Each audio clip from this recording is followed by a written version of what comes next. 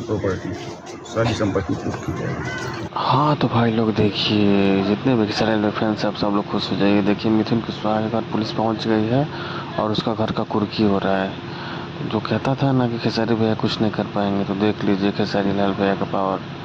वो इंटरव्यू में आरती न्यूज़ वाले को बोल दिए थे कि अब बोलना नहीं है, करके दिखाना है। तो देखिए पुलिस अपना कार्रवाई कर रही है, उसके घर पहुंची है दल बल के साथ, और उसके घर का जितना सामान है सब कुर्की हो रहा है, सब ले जा रही है।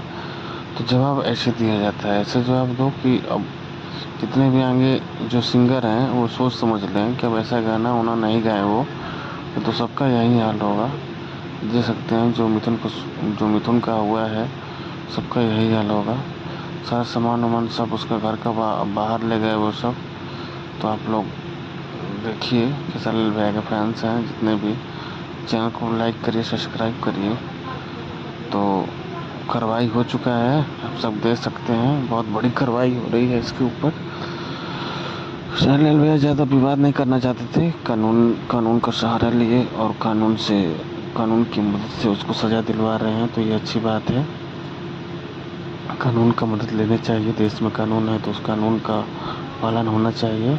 और जो भी ऐसा कोई नीच गाना गाता है, चाहे किसी बेटी के ऊपर फ़ोटो लगा के, चाहे कुछ भी, तो उसके साथ ऐसा ही होना चाहिए। हमारा तो यही मानना है।